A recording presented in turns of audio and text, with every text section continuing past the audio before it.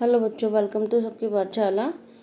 And आज हम geography का चैप्टर 1 क्लास 10th का स्टार्ट करने वाले हैं। और आपको आई होप आपको ये वीडियो बहुत यूज़फुल हो और आप यूँ ही लेक्चर को देखो, आप पढ़ो और आगे बढ़ो, ठीक है। और जैसे कि मुझे जो चीज़ें ज़रूरत लगती है एज अ टीचर, आपको नोट्स चाहिए, इंपॉर्टेंट क्वेश्चंस होने चाहिए या चैप्टर की प्रॉपर एक्सप्लेनेशन होने चाहिए, वो सब मैं धीरे धीरे जो है इस चैनल पे डाल रही हूँ। और आप अपना प्यार यूँ ही बनाए रखिए। इस वीडियो मतलब चैनल को सब्सक्राइब कीजिए, लाइक कीजिए। और अगर आपको कोई भी सजेशन है तो आप उसको कमेंट कर सकते हो, ठीक है। ताकि उसके रिगार्डिंग अगर मुझे कुछ भी लगा कि हाँ बच्चों को इस चीज़ की भी ज़रूरत है तो मैं उसके रिगार्डिंग आगे जो है वो मतलब ऑब्वियस बातें वर्क करूँगी उसके ऊपर, ठीक है। चलो बच्चों, अब हम शुरू करते हैं। संसाधन संसाधन बेसिकली होता क्या है? तो संसाधन वो सभी चीज़ें हैं जिसका इस्तेमाल हम अपनी ज़रूरत को पूरा करने के लिए करते हैं। जिसमें आपका भूमि हो गया। भूमि का उपयोग हम बहुत सारी चीज़ों के लिए करते हैं, जैसे कि भूमि का उपयोग हम खेती के लिए करते हैं, ठीक है। इसके अलावा घर बनाया जाता है, उसी के ऊपर सड़कें बनाई जाती हैं, ठीक है। तो यानी कि अगर भूमि नहीं होगा तो हम इन सभी चीज़ों की जो ज़रूरत है वो पूरी नहीं कर पाएंगे, ठीक है। तो यानी कि ऑब्वियस सी बात है, भूमि क्या हुआ? संसाधन हो गया। इसके अलावा आप हवा ले सकते हो, हवा भी आपका संसाधन है। पानी भी आपका संसाधन है, ठीक है। जो भी खनिज है, आप मतलब खनिज समझते होंगे आप, जो भी चीज़ें खोद के निकाली जाती हैं, चाहे लोहा, सोना, चांदी, तांबा, ये सभी चीज़ें क्या है? हमारे लिए संसाधन है, क्योंकि कहीं ना कहीं ये सभी चीज़ें हमारी ज़रूरत को पूरा करती हैं, ठीक है। अब अगर हम संसाधन और विकास के बीच में संबंध की बात करें तो आपको एक बात याद रखना है कि संसाधन एवं विकास के बीच में प्रत्यक्ष संबंध होता है। प्रत्यक्ष मतलब कि ये दोनों डायरेक्टली रिलेटेड हैं, इनडायरेक्टली नहीं, डायरेक्टली। अगर आपके पास संसाधन है, विकास होगा, ठीक है। जैसे अगर आपके पास भूमि है, ठीक है, तो आप ऑब्वियसली बात है कृषि करोगे। कृषि करने के नए नए तरीके ढूंढोगे, जिससे आपके पास क्या प्राप्त होगी? फसल प्राप्त होगी, ठीक है। आपके देश के लोगों को भोजन मिलेगा। अगर एक्स्ट्रा अगर आप उगा पाते तो उसको आप दूसरे देशों में बेच भी सकते हो, उसका निर्यात भी कर सकते हो, ठीक है।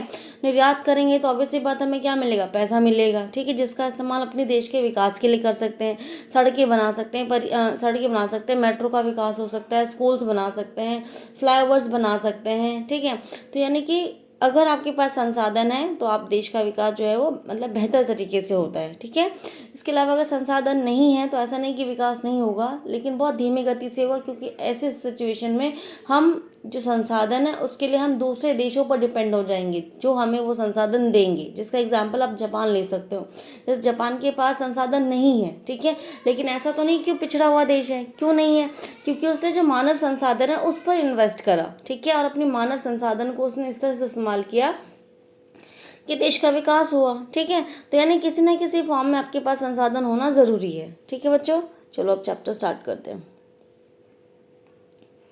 हमारे पर्यावरण में उपलब्ध प्रत्येक वस्तु जो हमारी आवश्यकताओं को पूरा करने में प्रयुक्त की जाती है और जिनके बनाने के लिए प्रौद्योगिकी उपलब्ध है, जो आर्थिक रूप से संभाव्य और सांस्कृतिक रूप से मान्य है, एक संसाधन है, ठीक है। यानी कि वो सभी चीज़ें जो हमारे पास उपलब्ध है वो सभी क्या है? हमारे लिए संसाधन है। हमारे पर्यावरण में उपलब्ध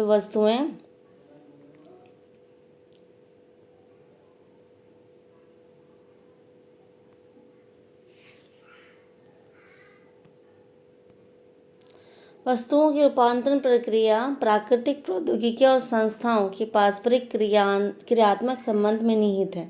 मानव प्रौद्योगिकी का मतलब टेक्नोलॉजी होता है, ठीक है, द्वारा प्रकृति के साथ क्रिया करते हैं और अपने आर्थिक विकास की गति को तेज करने के लिए संस्थाओं का निर्माण करते हैं। क्या आप भी अन्य बहुत से लोगों की तरह संसाधन की प्रकृति को उपहार समझते हैं? ऐसा नहीं है। संसाधन मानवीय क्रियाओं का परिणाम है। मानव स्वयं संसाधनों का महत्वपूर्ण हिस्सा है। वे पर्यावरण में पाए जाने वाले संसाधन पदार्थ को संसाधन में परिवर्तित करते हैं और उन्हें प्रयोग करते हैं। इन संसाधनों का वर्गीकरण निम्न प्रकार से किया गया है, ठीक है। मतलब संसाधन हमें प्रकृति ने दिया है, ठीक है, लेकिन मानव ने उस चीज़ का इस्तेमाल अपनी ज़रूरत के अनुसार किया है, ठीक है। तो देखो, जैसे मानव है, जो भी चीज़ें प्रकृति में उपलब्ध हैं, ठीक है, जैसे मान लो भूमि है, प्रकृति ने दिया है हमें, ठीक है, या पानी मान लो आप, ठीक है, पानी ले लो आप, जो प्रकृति ने हमें दिया है। प्रौद्योगिकी यानी टेक्नोलॉजी हमने यूज़ करी और उस पानी से हमने क्या बनाई, बिजली बनाई।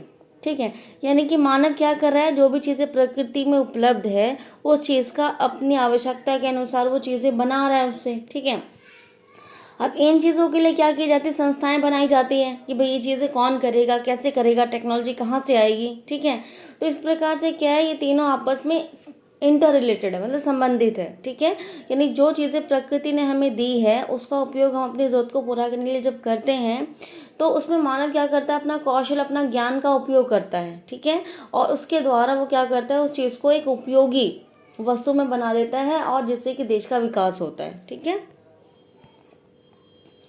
अगर हम उत्पत्ति के आधार पर संसाधन की बात करें तो दो प्रकार के संसाधन होते हैं आपके, जैव संसाधन, अजैव संसाधन, जो हम आगे अभी पढ़ने वाले हैं डिटेल में। ठीक है, और समाप्यता के आधार पे नवीकरणीय, अनवीकरणीय, स्वामित्व के आधार पे व्यक्तिगत, सामुदायिक, राष्ट्रीय संसाधन होता है आपका, विकास के आधार पे संभावी, विकसित भंडार और संचित संसाधन होते हैं। ठीक है बच्चों, आई होप आपको इतना समझ आया होगा। चलो आगे बढ़ते हैं।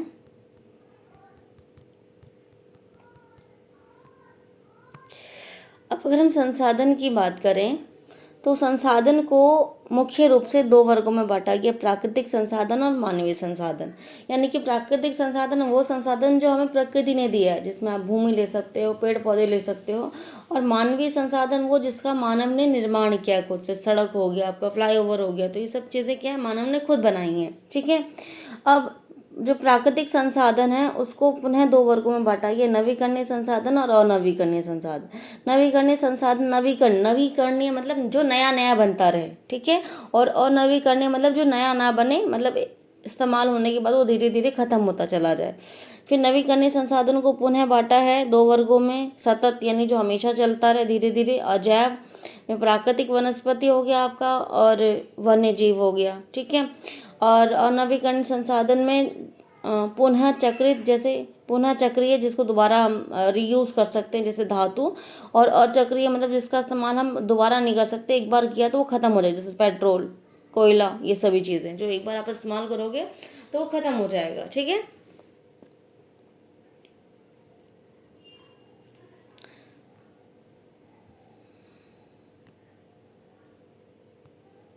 नेक्स्ट टॉपिक है संसाधन के प्रकार, यानी कि संसाधन जो है वो कितने प्रकार के होते हैं। तो ये मैंने नोट्स के फॉर्म में आपको बताया है शॉर्ट में, ताकि जितना रिक्वायर्ड है आप उतना पढ़ो। तो पहला हमारा जो है उत्पत्ति के आधार पे अगर हम देखें तो दो प्रकार के संसाधन हैं, जैव संसाधन और अजैव संसाधन, जिसे बायोटिक और अबायोटिक रिसोर्स भी हम बोलते हैं इंग्लिश में। जैव संसाधन की डेफिनेशन क्या कहती है, ऐसे संसाधन जिनकी प्राप्ति जीव मंडल से होती है और जिनमें जीवन विद्यमान होता है, वो हमारा जैव संसाधन, यानी कि जीवित, जो क्या है, जीवित है। ठीक है, यानी जीवन है उसके अंदर। ठीक है, जैसे कि आपका वनस्पति, पेड़ पौधे हो गए जिसमें आप, और प्राणी हो गए, जितने भी जानवर है, ये सब आपके क्या है, जैव संसाधन है। इसके अलावा अगर हम अजैव संसाधन की बात करें तो अजैव संसाधन यानी कि जो निर्जीव होता है, इसके अंदर जीवन विद्यमान नहीं होता, वो आपका अजैव संसाधन होता है। इसमें आप चट्टान ले सकते हो, धातु ले सकते हो, पठार ले सकते हो, ये सब जो संसाधन है जिसका उपयोग किसी न किसी रूप में हम अपनी ज़रूरत को पूरा करने के लिए कर रहे हैं, लेकिन वो एक अजैव संसाधन है। ठीक है,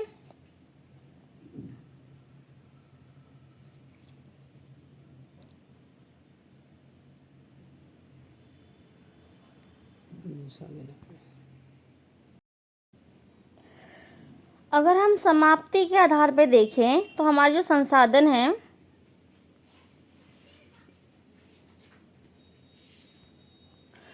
वो दो प्रकार के होते हैं, नवीकरणीय संसाधन और अनवीकरणीय संसाधन। नवीकरणीय संसाधन यानी कि जो नया बनता रहे। ठीक है, और अनवीकरणीय संसाधन यानी जो कि हम पुनः मतलब रीन्यू नहीं हो सकता, मतलब इसमें आप समझ सकते हो कि रिन्यू हो जाएगा, मतलब नया बन जाएगा, ये रिन्यू हो जाएगा। ठीक है, जैसे रिन्यू होती है ना चीज़ें, ये रिन्यू हो जाएगा, लेकिन ये वाला जो है वो रिन्यू नहीं हो सकता। ठीक है, तो अगर हम डेफिनेशन के अकॉर्डिंग जाए तो डेफिनेशन क्या कहता है ऐसे संसाधन जिन्हें भौतिक, रासायनिक या यांत्रिक प्रक्रिया द्वारा पुनः प्राप्त किया जा सकता है उसे नवीकरणीय संसाधन कहते हैं। ठीक है, यानी किसी न किसी फॉर्म में, चाहे वो फिजिकली हो, चाहे वो केमिकली हो, चाहे वो फिर यांत्रिक तरीका हो, आप उस तरीके का इस्तेमाल करके क्या कर रहे हो, संसाधन को पुनः प्राप्त कर पा रहे हो, यानी कि आप उसको रिगेन कर पा रहे हो। तो इसीलिए वो जो संसाधन होगा वो कौन सा होगा, नवीकरणीय संसाधन होगा। तो इसके जो एग्जाम्पल है आपका सौर ऊर्जा हो जाएगा, पवन ऊर्जा हो जाएगा, जल हो जाएगा। सौर ऊर्जा जैसे जब तक पृथ्वी है तब तक तो सूरज रहेगा। ठीक है, इसके अलावा अगर हम पवन ऊर्जा की बात करें तो एयर तो ऑब्वियसली बात ही है ही। ठीक है, और जल, ये सारे क्या आपके रिन्यू होते रहते हैं, इसलिए नवीकरणीय संसाधन है। ठीक है बच्चों, अब अगर हम अनवीकरणीय संसाधन की बात करें तो ऐसे संसाधन मतलब जो रिन्यू नहीं हो सकते, या अगर होंगे भी, बनेगा भी दोबारा तो उसको बनने में लाखों करोड़ों साल लगेगा, जो एक बहुत स्लो प्रोसेस होता है। ठीक है,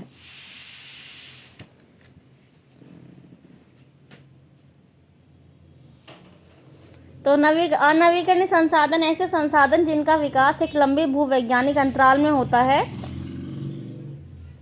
इसे हम अनवीकरणीय संसाधन कहते हैं। तो इसमें आपका खनिज आ जाएगा, जीवाश्म ईंधन आ जाएगा। ठीक है, तो इन्हें बनने में बहुत टाइम लगता है, इसलिए ये संसाधन क्या है, आपके अनवीकरणीय संसाधन है। ठीक है बच्चों, आई होप आपको समझ आ रहा हो। अब अगला जो हमारा हेडिंग है वो स्वामित्व के आधार पर संसाधन, यानी कि जो ओनरशिप होती है, जो मालिकाना होता है, उसके आधार पर संसाधन कितने प्रकार के होते हैं। तो यदि हम स्वामित्व के आधार पर बात करें तो स्वामित्व के आधार पर जो संसाधन होते हैं वो आपके 4 प्रकार के होते हैं: व्यक्तिगत संसाधन, सामुदायिक संसाधन, राष्ट्रीय संसाधन, अंतर्राष्ट्रीय संसाधन। अब व्यक्तिगत संसाधन क्या होता है, तो व्यक्तिगत संसाधन मतलब जो किसी एक पर्सन का हो, किसी एक व्यक्ति का हो, जिसका मतलब जैसे मान लो एक कोई प्लॉट है, मान लो, ठीक है आप, तो ये जिसका है, मान लो मिस्टर एक्स है कोई, ठीक है, मिस्टर ए है, तो ये मिस्टर ए इसका मालिक है ना, कोई दूसरा मान लो बी बंदा आके थोड़े ना बोले कि भैया ये ज़मीन मेरी है। ठीक है, तो यानी कि जिसका है वही उसका दावा पेश करता है, मतलब वही उसका मालिक होता है। तो इस तरह का जो संसाधन होता है वो व्यक्तिगत संसाधन है। ठीक है, जैसे मान लो कोई घर है, ठीक है, एक एग्जाम्पल है आपका, तो घर जिसका है, मान लो कोई राम नाम का व्यक्ति है, ठीक है, अगर ये घर इसका है तो ये इसका मालिक है। तो यानी ये जो घर है इसका, ये क्या हो गया, एक व्यक्तिगत संसाधन हो गया, जिस पर केवल इसी का अधिकार है और किसी का अधिकार नहीं हो सकता, क्योंकि घर इसका है। ठीक है,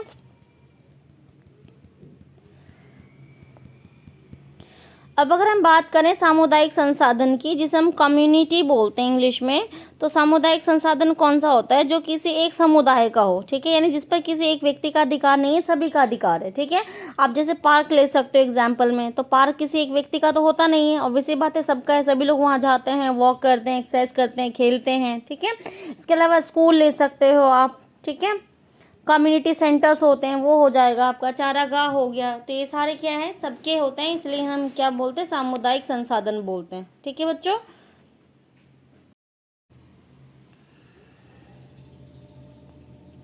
अब नेक्स्ट है हमारा राष्ट्रीय संसाधन, यानी नेशनल रिसोर्स आप समझ सकते हो, जो किसी एक देश का होता है। ठीक है, जिस पर किसी देश की सरकार का कानूनी अधिकार होता है। जैसे आप भारत ले लो, भारत में जितने भी पहाड़ हैं, पर्वत हैं, नदियां हैं, उस पर भारत सरकार का अधिकार है। कोई दूसरा, मान लो पाकिस्तान या कोई दूसरा देश, मान लो अमेरिका या कोई चाइना आके क्लेम नहीं कर सकता कि भाई ये चीज़ मेरी है। ठीक है, तो जो चीज़ इंडिया का है उस पर इंडिया का ही अधिकार रहेगा। ठीक है बच्चों, अगर हम बात करें अंतर्राष्ट्रीय संसाधन की, अंतर्राष्ट्रीय मतलब जिस पर किसी एक देश का अधिकार नहीं है। ठीक है, संस्थाओं का अधिकार होता है, संस्थाओं का नियंत्रण होता है, वो आप ले सकते हो अंतर्राष्ट्रीय संसाधन में। जैसे आप महासागर यानी ओशन, इसका एग्जाम्पल है। जैसे मान लो अगर मैं एक एग्जाम्पल दूँ, जैसे ये इंडिया है, इंडिया के नीचे इंडियन ओशियन है आपका, हिंद महासागर है। ठीक है, तो हिंद महासागर केवल भारत का थोड़े ना है। ठीक है, हिंद महासागर जो है वो जितने भी मतलब ये क्या है, एक हिंद महासागर पे भारत सरकार का कोई अधिकार नहीं है। ठीक है, ये क्या है, एक अंतर्राष्ट्रीय संसाधन है। ठीक है बच्चों, अब अगर हम विकास के आधार पे देखें तो विकास के आधार पे भी 4 प्रकार के संसाधन होते हैं आपके: संभावित संसाधन, विकसित संसाधन, भंडार और संचित कोष।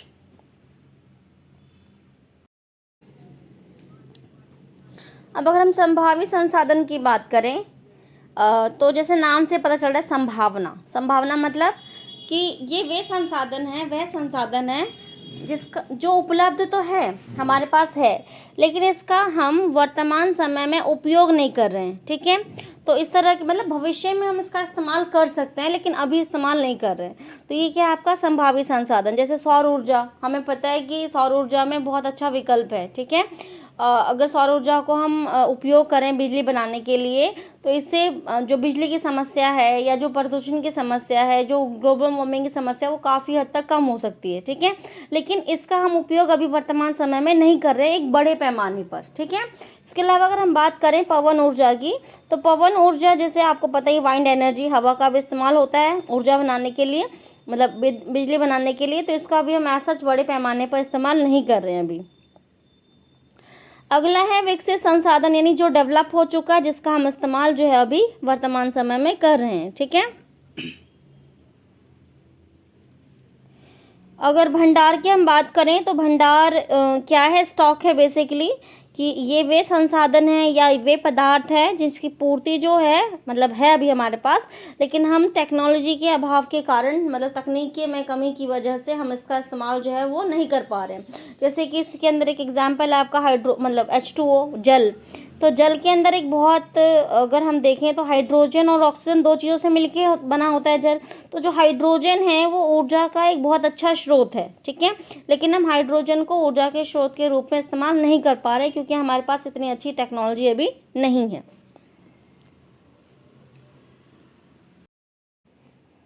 और लास्ट है आपका संचित कोष, ठीक है, यानी कि रिजर्व, अब बोलते हैं इसको हम, संचित का मतलब रिजर्व ही होता है बेसिकली। तो ये वे संसाधन के भंडार हैं जिन्हें उपलब्ध तकनीकी ज्ञान की सहायता से प्रयोग में लाया जा सकता है, परंतु इनका उपयोग अभी आरंभ नहीं हुआ है, ठीक है। यानी कि हमारे पास नॉलेज भी है, टेक्नोलॉजी भी, हम इसका इस्तेमाल कर सकते हैं, लेकिन वर्तमान समय में हम इसका इस्तेमाल नहीं कर रहे हैं, ठीक है। तो इसके दो एग्जाम्पल हैं आपके, आप पढ़ लीजिएगा, वन और बांधों में जल आदि, ठीक है।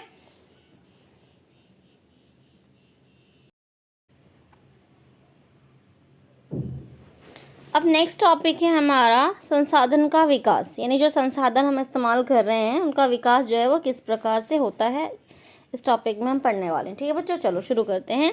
संसाधन जिस प्रकार मनुष्य के जीवन यापन के लिए अति आवश्यक है, उसी प्रकार जीवन की गुणवत्ता बनाए रखने के लिए भी महत्वपूर्ण है। ऐसा विश्वास किया जाता है कि संसाधन प्रकृति की देन है, परिणाम स्वरूप मानव ने इसका अंधाधुंध उपयोग किया है, जिससे कि निम्नलिखित मुख्य समस्याएं पैदा हो गई हैं। पहला, कुछ व्यक्तियों के लालचवश संसाधन का हास्य, संसाधन समाज के कुछ लोगों के हाथ में आ गए हैं, जिन्हें समाज दो हिस्से संसाधन संपन्न एवं संसाध विहीन अर्थात अमीर और गरीब में बट गया है। संसाधन के अंधाधुंध शोषण से वैश्विक परिस्थितियां संकट पैदा हो गया है, जैसे कि भूमंडलीय तापन, ओजोन परत का अपक्षय, पर्यावरण प्रदूषण और भूमि निम्नीकरण आदि। देखो बच्चों, अब यहाँ पे हमें क्या बोला है कि प्रकृति ने हमें संसाधन दिया है, ठीक है, हम उसका इस्तेमाल करते हैं अपनी ज़रूरत को पूरा करने के लिए, ठीक है। लेकिन मानव ने क्या किया है, संसाधन का दोहन किया है अपनी लालच को पूरा करने के लिए, ठीक है। जैसे कि गांधी जी का एक कोट भी है कि प्रकृति के पास इतना संसाधन है, इतनी चीज़ें हैं कि वो मानव की आवश्यकताओं को तो पूरा कर सकती है, लेकिन मानव के लालच को पूरा नहीं कर सकती है, ठीक है। यानी कि मनुष्य क्या कर रहा है, अपने लालच में आकर के वो चीज़ों का इतना ज़्यादा उपयोग कर रहा है कि जिससे जो हमारे संसाधन है एक तो वो ख़त्म होते जा रहे हैं, और दूसरी चीज़ें क्या है, उनकी जो गुणवत्ता है, जो उनकी क्वालिटी है, वो क्या होती जा रही है, कम होती जा रही है, ठीक है। इसके अलावा संसाधन जो है वो समाज के कुछ लोगों के हाथ में आकर के सिमट गया है, बस खाली सभी लोगों को उसका फ़ायदा नहीं मिल पा रहा है, ठीक है। इसके अलावा संसाधन का जो दोहन किया है, इसकी वजह से हमारे सामने बहुत सारी समस्याएं जो है वो उत्पन्न हो गई है, और सबसे महत्वपूर्ण संसाधन जो समस्या है वो आपका है वायु प्रदूषण, ठीक है। प्रदूषण बेसिकली हर प्रकार का प्रदूषण, ठीक है। प्रदूषण की वजह से बहुत सारी समस्याएं जो हम देख सकते हैं अपने आसपास, ठीक है। इसके अलावा भूमंडलीय तापन यानी ग्लोबल वार्मिंग भी एक बड़ी समस्या है, और ओजोन परत का अपक्षय, यानी जो ओजोन परत है जो पृथ्वी को इस तरीके से ढके हुए है, उसके अंदर भी क्या हो गया, छेद हो गया, जिसकी वजह से सूरज की जो हानिकारक किरणें हैं वो पृथ्वी पर आ रही है। तो ये सभी समस्याएं क्यों उत्पन्न हुई है? क्योंकि मनुष्य ने संसाधनों का अत्यधिक उपयोग किया है। ठीक है बच्चों, आई होप आपको समझ आ रहा होगा।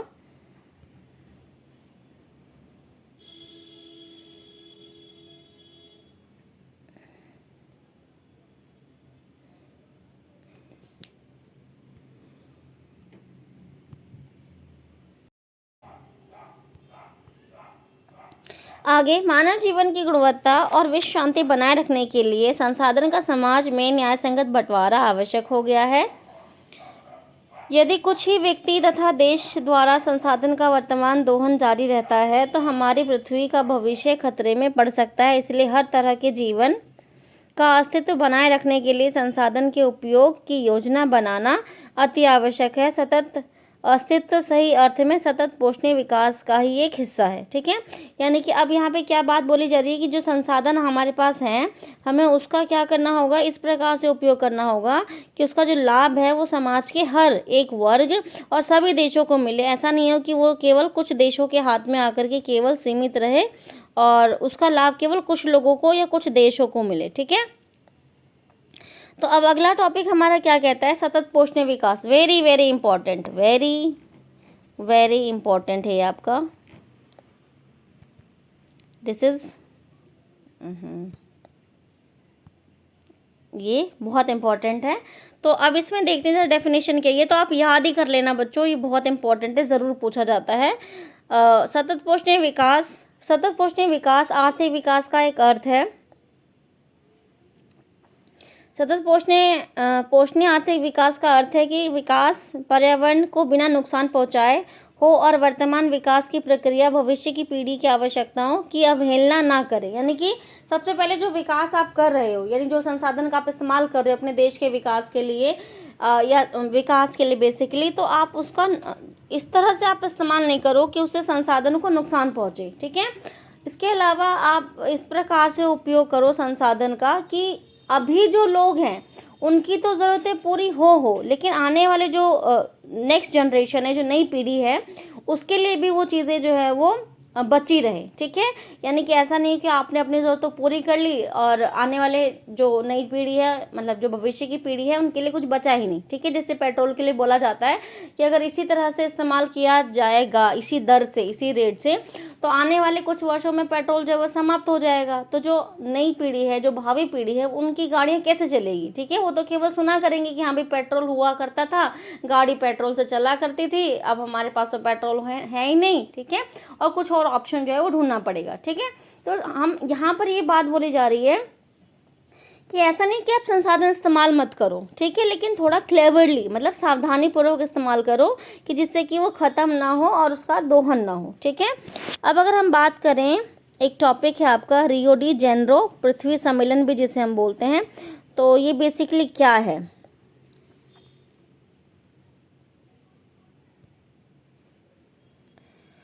तो ज़रा देख लें हम थोड़ा सा इसको। तो जून 1992 में 100 से अधिक राष्ट्राध्यक्ष ब्राज़ील के शहर रियो डी जेनेरो में प्रथम अंतर्राष्ट्रीय पृथ्वी सम्मेलन में एकत्रित हुए। सम्मेलन का आयोजन विश्व स्तर पर उभरते पर्यावरण संरक्षण और सामाजिक आर्थिक विकास की समस्याओं को हल ढूंढने के लिए किया गया था। इस सम्मेलन में एकत्रित नेताओं ने भूमंडलीय जलवायु परिवर्तन और वैश्विक विविधता पर एक घोषणा पत्र पर हस्ताक्षर किया। रियो सम्मेलन में भूमंडलीय वन सिद्धांत पर सहमति जताई और 21वीं सदी में सतत पोषणीय विकास के लिए एजेंडा 21 को स्वीकृति प्रदान की। ठीक है, यानी कि देखो जो रियो है वो एक शहर है ब्राज़ील का। ठीक है, और एक मीटिंग हुई थी जहाँ पर 100 से ज़्यादा देश के जो सदस्य हैं वो आए थे और उन्होंने मतलब मीटिंग में कुछ बातें जो है वो डिस्कस हुई थी। और ये घटना कब घटी थी? जून 1992 में। ठीक है, और इन्होंने क्या बेसिकली डिस्कस किया कि वर्तमान समय में जो चीज़ें चल रही हैं, जो विकास की प्रक्रिया है, जिस प्रकार से संसाधन का इस्तेमाल किया जा रहा है, उन सब चीज़ों की वजह से पर्यावरण में बहुत सारी जो समस्याएं हैं वो उत्पन्न हो रही हैं। तो अब हम सभी को मिल कर के कुछ ऐसा करना होगा जिससे कि हमारा जो पर्यावरण है उससे नुकसान ना हो, और जो नुकसान हो चुका है उसको हम धीरे धीरे रिकवर कर सकें। ठीक है, इसमें उन्होंने क्या किया, एजेंडा 21 डिसाइड किया। यानी 20 एजेंडा का मतलब बच्चों क्या होता है, टारगेट्स, मतलब जो हम करना चाहते हैं। तो 21 टारगेट्स इन्होंने डिसाइड किए जो ये करना चाहते हैं। ठीक है, तो चलो अब इसी तरह एक बार पढ़ते हैं हम। यह एक घोषणा पत्र है जिसे एजेंडा 21 क्या है, बेसिकली एक घोषणा पत्र है, डिक्लेरेशन है बेसिकली एक, जिसमें क्या बोला गया है कि 1992 में ब्राज़ील के शहर रियो डी जेनेरो में संयुक्त राष्ट्र पर्यावरण और विकास सम्मेलन, ये आपको पता होना चाहिए, UNCED के तत्वाधान में राष्ट्राध्यक्षों द्वारा स्वीकृत किया गया था। इसका उद्देश्य भूमंडलीय सतत पोषणीय विकास हासिल करना है। यह एक कार्यसूची है जिसका उद्देश्य मानव समान हित, पारस्परिक आवश्यकता और एवं सहमति जिम्मेदारी के अनुसार विश्व सहयोग के द्वारा पर्यावरणीय क्षति, गरीबी, रोगों से निपटारा है। यानी कि क्या करना है, सभी देशों को इकट्ठा आना है और जो भी समस्याएं हैं उनको एक साथ सॉल्व करना है ताकि आने वाले समय में ये चीज़ें हम ना देखें। ठीक है, तो एजेंडा 21 का मुख्य उद्देश्य क्या है, प्रत्येक स्थानीय निकाय अपना स्थानीय एजेंडा 21 तैयार करे। यानी कि हर एक देश जो है वो क्या करे, अपना एजेंडा डिसाइड करे कि उन्हें आने वाले समय में करना क्या है, किस प्रकार से पर्यावरण को बचाना है। ठीक है बच्चों, अब जो ये नेक्स्ट टॉपिक है आपका संसाधन नियोजन, ये हम अब अगली क्लास में, अगले लेक्चर में करेंगे। एंड आप पूरा चैप्टर पढ़ो, समझो, कुछ भी अगर आपको लगता है नहीं समझ आ रहा है तो you are free to comment. And मुझे नहीं लगता कि ऐसा कुछ होगा कि आपको समझ नहीं आएगा। मैं पूरी कोशिश कर रही हूँ आपको सब कुछ समझाऊँ, ताकि आप एक बार चैप्टर पढ़ो, वीडियो देखो, तो आपको समझ आ जाएगा। ठीक है बच्चों, and thank you for watching.